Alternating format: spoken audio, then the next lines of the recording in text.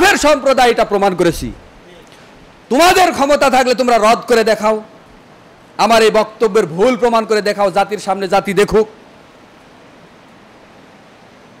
সুতরাং আবারও বলি, আল্লাহ তাদের হেদায়েত দান করুন, বলেন আমিন। হেদায়েত ভিন্ন জিনিস।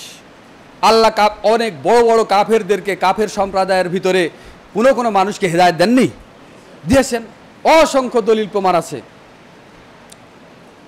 তো এই কোরআন মানতেই হবে, কিন্তু কোরআন এবং হাদিস সমান্তরাল সমানভাবে মানতে হবে।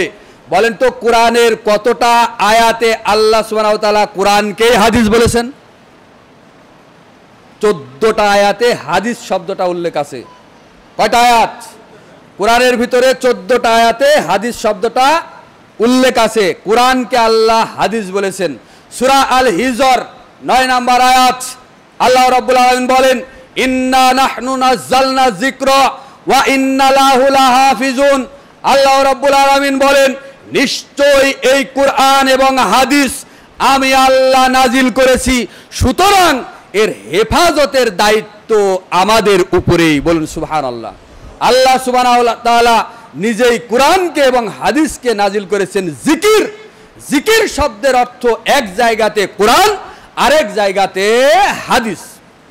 তাহলে ইন্না নাহনু নাযালনা যিকরা ওয়া ইন্না লাহু লাহাফিজুন, নিশ্চয়ই এই কোরআন এবং হাদিসকে, জিকিরকে আমি আল্লাহ নাজিল করেছি, সুতরাং এর হেফাজত কে করবেন? আল্লাহ। আমি আল্লাহ নিজেই করব। আল্লাহ সুবহানাহু ওয়া তাআলা নিজেই বলেছেন এই কথা, সূরা হিজর 9 নম্বর আয়াত।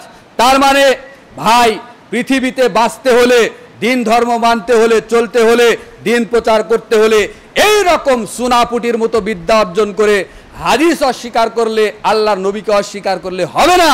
যারা হাদিস অস্বীকার করে তারা মূলত নবীকে অস্বীকার করে, আর যারা নবীকে অস্বীকার করে তারা মূলত কোরআনকেই অস্বীকার করে। এরা আল্লাহকেও মানে না, এরা কোরআনকেও মানে না, এরা নবীকেও মানে না, এরা কাফের, এরা কাফের, এরা কাফের, এতে কোনো সন্দেহ নেই। আল্লাহ সুবহানাহু ওয়া তাআলা আমাদেরকে এই সমস্ত ভ্রান্ত আকীদার, তথাকথিত এই মুনকিরিনে হাদিস অর্থাৎ আহলে কোরআন, যারা নিজেদেরকে আহলে কোরআন দাবি করে, এই ভ্রান্ত ফেরকার লোকজনদের থেকে আল্লাহ আমাদের বেঁচে থাকার তৌফিক দান করুন। আমরা সবাই বলি আমিন ইয়া রাব্বাল আলামিন। বারাকাল্লাহু লানা ফিল কুরআনিল আযীম ওয়া ইয়াকুম ওয়া যিকরিল হাকিম। আকুলু কাওলা হাযা ওয়া আস্তাগফিরুল আযীম লানা ওয়া লাকুম কাফাতুল মুসলিমিন ফাস্তাগফিরুহু ইন্নাহু হুয়াল গফুরুর রহিম।